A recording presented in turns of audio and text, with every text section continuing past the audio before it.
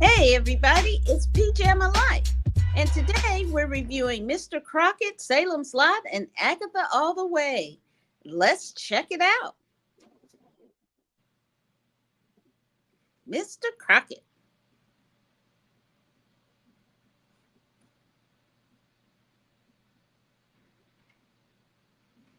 Just to see if you're paying attention. Here we go. It's a friend like me. A friend like you, it's a friend like me. Whenever you're in trouble.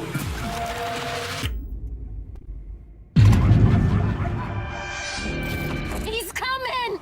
He must be watching us. He's killing parents and taking more kids. Go on, my child.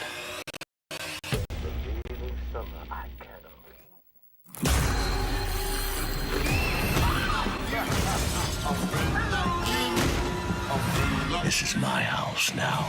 Take deep breaths. Damn!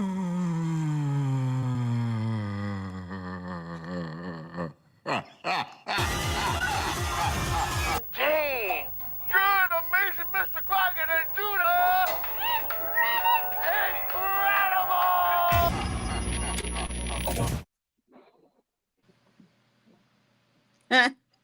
Oh boy. Well, it is Pajama Life. I'm Pajama, and this guy is David. The Wonder Twins are back. Pat won't be with us today, but so we are here for all of the juicy and scary movies and reviews. So let's get started with Mr. Crocket, a new movie out on Hulu. David, what'd you think? Well, I tell you what, I can't think of a better film to start off talking about on this spooky Saturday as we're gearing up for Halloween. I think the concept of it and the way it played out, it was one of the scarier flicks I've seen in a while. There's a little bit of Videodrome in it, a bad 1980s Deborah Harry movie where people were coming out of the screen, a little bit of poltergeist. And there is something about, these Mr. Rogers-esque character, which is, as a person, he was so beloved. So you get the mirror image of this here. Mm-hmm. I thought a pretty scary and a pretty entertaining novel approach to the story. But what did you think? Don't tell me it's going to be trash or crash here. Or maybe it is. I thought it was an interesting job they did, kind of mixing like a Demented Pee-wee's Playhouse with a good one. The chair. They had the thing, the little monsters. And Mr. Crocket himself was just kind of a weirdo. He was like, somebody needed therapy very, very badly. And it was an interesting backstory as well. Oh, yeah. One problem I had, I really didn't like the kid in this. Maybe that's what you're supposed to, but I just was like, well, let her have this kid is too much. I was like, has she got this kid therapy? Because maybe he has some issues. This kid needs to be in behavioral therapy. I was just like, what is she doing? Sometimes the church isn't enough, people. Sometimes you need a therapist for your kids. And I thought that the scare was appropriate. I thought I kind of didn't like his cussing, but it was kind of a mix of classic 80s and 90s kind of horror and children's shows. So which, if you did that, it does look kind of scary. But I thought the ending was novel. And so definitely, I think this is something that's scary. I was pleased to see it was a Black production, and that the movie is something not for kids. No, it's not. Don't It let is your not. kids watch this. But definitely something that many people can enjoy. It's campy, but it's fun. So definitely check out Mr. Crocket. And a friend in me is a friend in we. Very creepy. Okay, next up is the remake of the Stephen King classic horror Salem's Lot. Let's take a look. I know. I'm here for research. What exactly though are you researching? Have you noticed anything out of the ordinary in the lot recently? There are some folks who had some kind of unusual experiences.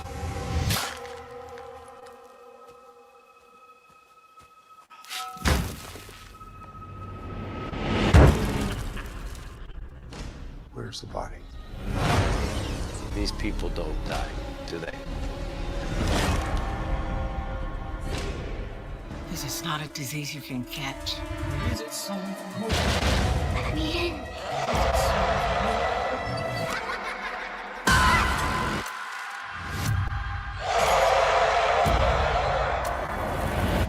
If we don't fight back, they'll come for us eventually.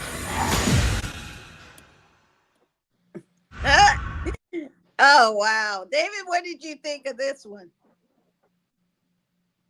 They say that imitation is the greatest form of flattery. And while I enjoyed the music, and I think there were some strong performances, the original Salem's Lot, which came out as a made-for-TV miniseries in 1979, based on the incredible Stephen King book of published in 75, really still continues to be the stronger version. I did like this. They did channel some of the pieces from the original show. I loved the use of the music. That was a great thing.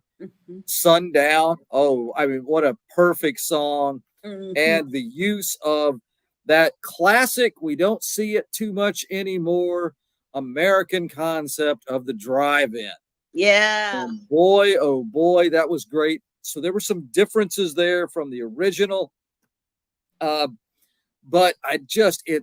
it wasn't as long, and it needed to be, there's so many layers to the book.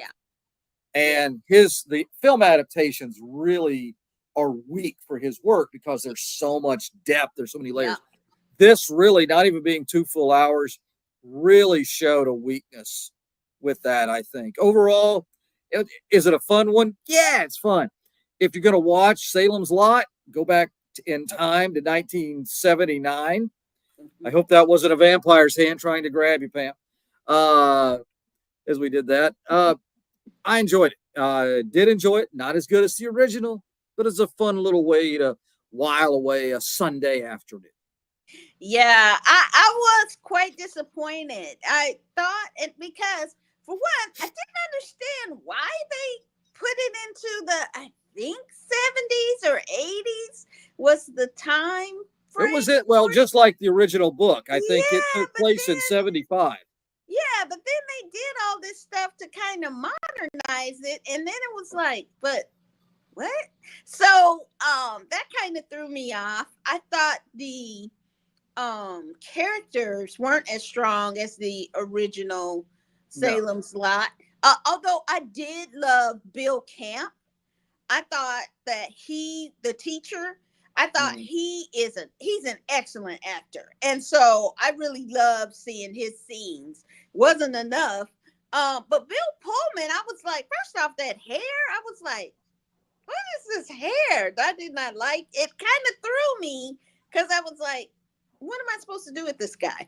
And then, but I don't think he was strong enough to be the center of it, to be, because it seemed like in every scene, other people were out acting him, even the little boy. And so, and I thought the little boy's character, I liked his spunk, but then I was like, you just trying to take on vampires yourself? Come on, Gwen. But the vampire in this is super scary. I think the special effects are, if they had this level of special effects in 79, man, that would have just put it over the overtop. So the special effects in this, the lighted cross, was great. The glowing eyes that look more realistic.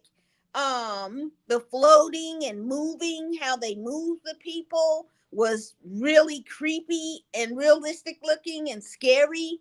And so it has some of, and the drive-in scene, that was novel. So that kind of saves it for me, because I was like, oh, how perfect. And cars were so big, trunks would make a good coffin. Right. We learned that with Jimmy Hoffa in Jersey. So you could keep doing that there, unlike some of the hatchbacks at all today. Yeah. So that was cool. I thought that was novel. But the rest was kind of tired. And not, I didn't feel the scariness from it. Like, I'm still terrified to watch Salem's Lot, the original. So definitely it's okay. If you have not watched Salem's Lot, the original miniseries, this might be good for you to watch. There are some good elements to it, but you know, it's kind of like having pressed chicken sandwiches versus real chicken. The performances in the first one was so much better. James Mason, he was as so the familiar. Perfect. As Mr. Was he Mr. Barton, or was he the other? He wasn't Mr. Barlow. He was the other guy. Yeah, the other guy. And his character, and in this show, the other guy, who I think was a Greyjoy in Game of Thrones. I think he was a bad guy in that. Yeah. I just don't, we didn't have enough for him to do anything. Right. Both of them are on HBO Max. See the version from 79. It's got Soul, David Soul. Yeah. So keep watching that. Yeah. Definitely check them out. Watch the new one first. Yeah. And then watch the original. And I think you'll see what we're talking about. But it's okay. I think both of us are like, it's okay. All right. Now, next up is Agatha All Along. Let's take a peek. Welcome to the Curious. Are we looking behind us or ahead? Ahead. I think. It's clear that a long journey lies ahead of you. This journey will be one of great transformation and...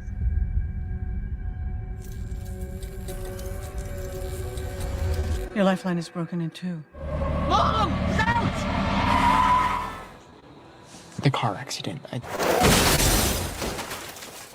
I died that night. And when I came back, I was different. Something else.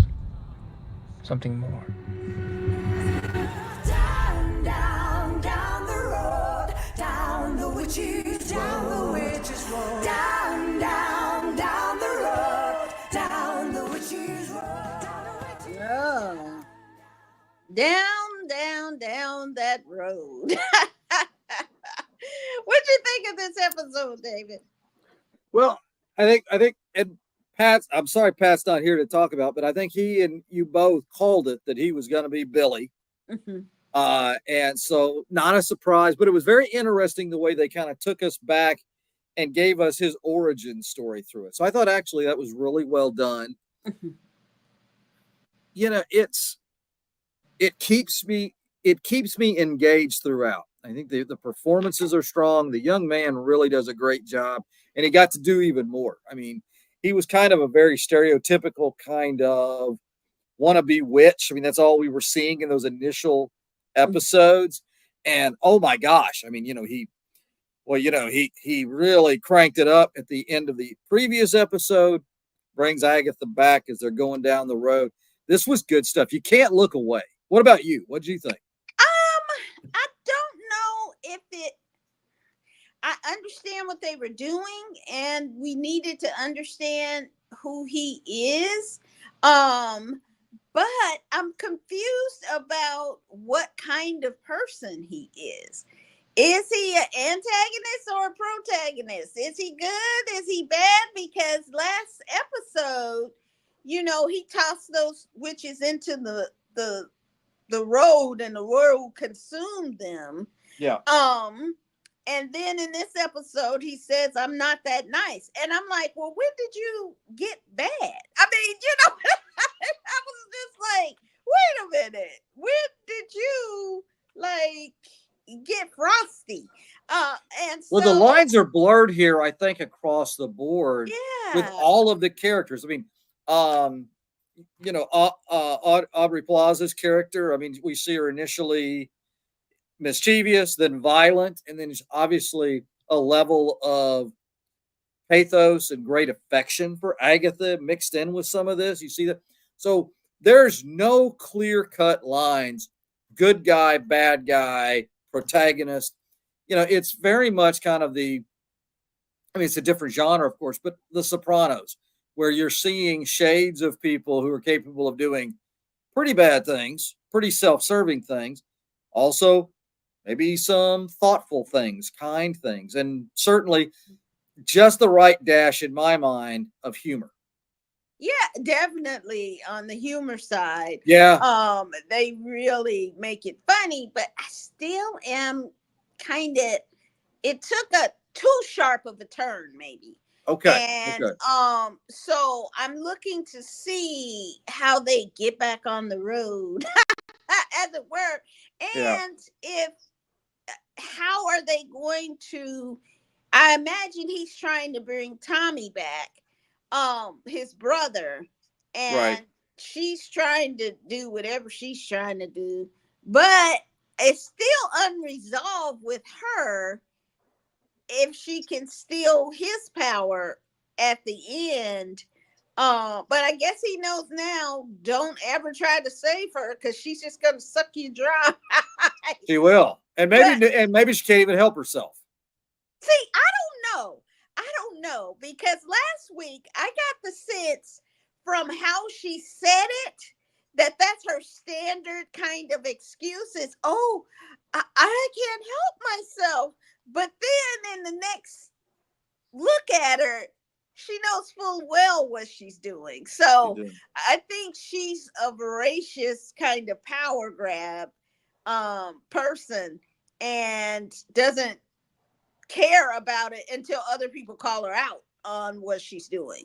So it'll be interesting to see, and also how they bring back in the Seven Sisters, those witches, and Aubrey Plaza is something darker than because remember she would say, she told her, no, don't take the body, or don't take them. So she might be some kind of, I don't know, ghoul-like powers or something.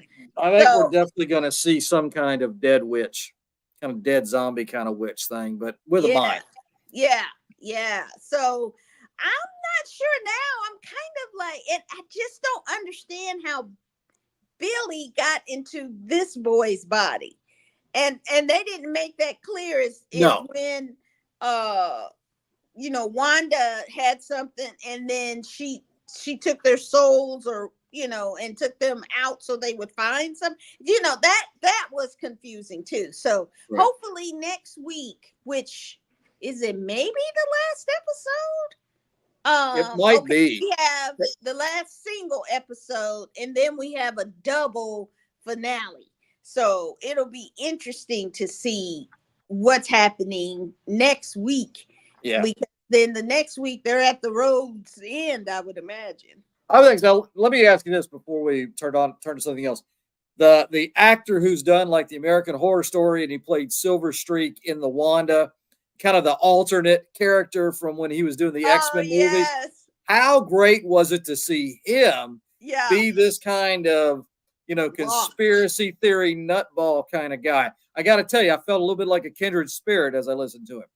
Well, and I think that if somebody hijacked your mind and made you live their worst memories and then had you play her brother, I mean, that's gonna mess you up. I think that whole town is a little messed up. From what, Yeah, it is. But it pretty was intense. so funny to see him at first, because I didn't recognize him at first until I saw the bonerness of it or something with his podcast or his thing, the bonerness. And I was like, oh yeah, that's the guy.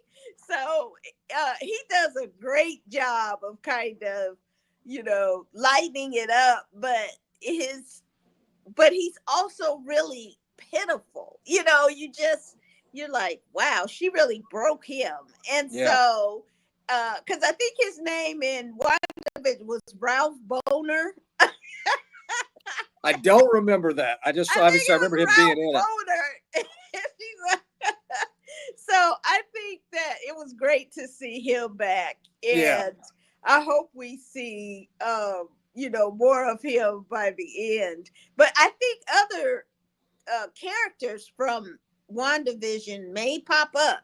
You never know. I want to see who else will pop. Maybe Wanda? Maybe. I gotta say, I think Joanna Rupp was so good, is such a talented actress. Her early death in the show is like, whoa. I understand that these are segmented short programs by design, but I was really taken aback at losing her so quickly. I was the what's her name? The Alice. Was that Alice? When she sucked the power out of her and then it just just made her into like a prune, or almost like the vampire on how the vampire looks at Salem's Lot, Yeah, they kind of suck you out. Yeah, I was like, oh, that one shocked me because I really thought she was gonna come back for some reason. I was like, oh no, she'll be okay. And then was like, no, she dead. She dead. So I don't know if anybody is safe, and who knows if Agatha is safe. That's might right. not be safe. So, and if you threaten Wanda's kid, it might not take. She can cross multiverses to protect her children. So I don't know, but it'll be fun to watch, fun to see. All right. So that is it for us for this week. Next week will be our spooky Halloween show with Halloween treats of the House of Spoils, and then this penultimate episode of Agatha All Along, as well as we'll talk about our favorite scary Halloween movies. And if you're interested, join in on the discussion with us. David, you got some final words for us? Well, I hope everyone has a wonderful week. We watched Mr. Crocket this week. Maybe we'll see Mr. Tubbs next. We don't know. We got to see if that's out there somewhere. No. That's a bad, cheesy joke. But hey, everybody, have a great one. Get your Halloween costumes ready and stock up on the good candy to pass out this year. And we'll be seeing you next time. All right. And take care. We'll see you next time. Bye.